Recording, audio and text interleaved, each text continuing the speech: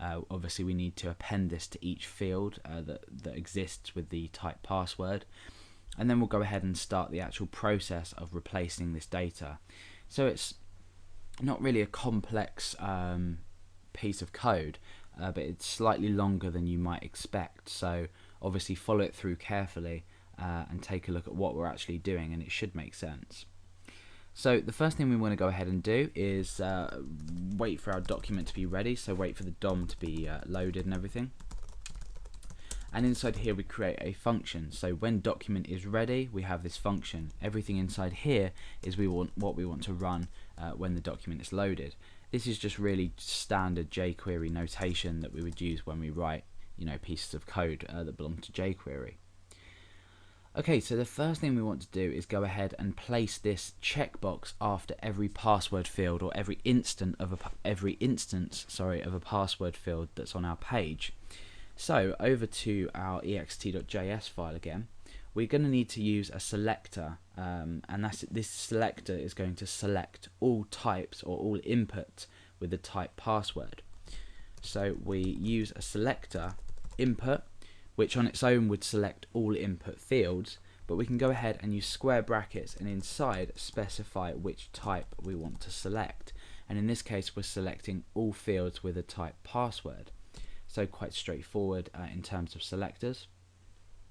What we then want to go and do is use the after function to place some code after each field.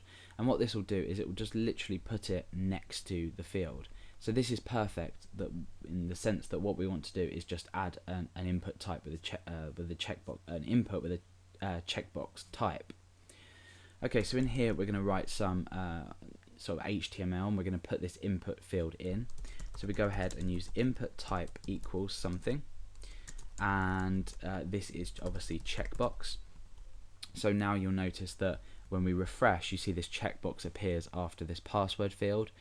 If we were to duplicate this password field in our index.php file, it would work the same way, and this would be appended after it. We'll just go take a look at that now. We'll go and copy this and just put a break afterwards and paste that in. And when we refresh, you see it's done exactly the same for this. However, if I was to say change the third one, or change the second one, we'll just change to a type text, you can see that it doesn't adhere, or this checkbox isn't output after the text field. So this is obviously compatible with all password fields, so it's sort of like cross-compatible.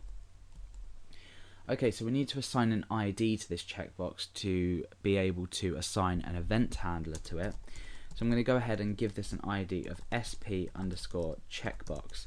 SP just stands for show password.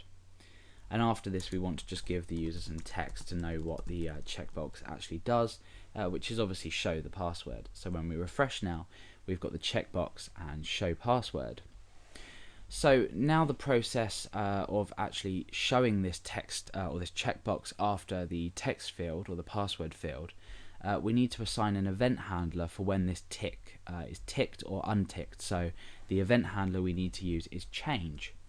So we come down to the next line, and we want to go ahead and select .sp_checkbox.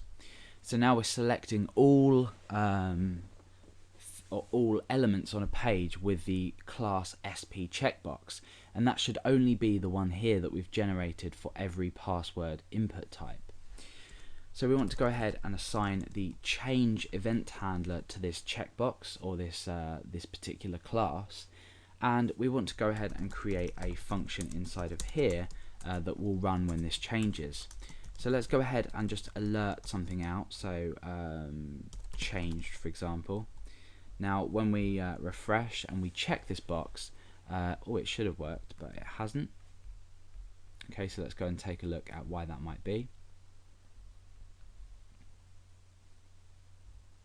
So it's I've given this an ID, and I meant to give it a class. So it doesn't really matter what you do. You could assign an ID, but obviously you would use a hash here, but I'm going to keep it as a class for now. So let's go ahead and type class. Then it's going to be a lot easier to modify this in CSS if you require. So now that we check it, that value has changed, or that checked value has changed, so we get this changed box or alert box. When we uncheck it, we also get changed. So now when this changes, we can go ahead and start the process of showing the text inside of here. So let's go ahead back over to our text editor. Obviously get rid of that alert because we don't want to be doing that. Okay, so we're going to go through and create 6 different variables. So we're gonna assign values to 6 different variables. The first variable is going to represent the object that's in front of this checkbox, or the object that's before this checkbox. And obviously the object that's before every checkbox with the class SP checkbox will always be this field here, because we assign this straight afterwards. Remember, we used after to pop this checkbox after the password field. So I'm going to create a variable called prev, which is short for previous, and this is going to be equal to this dot prev, which again stands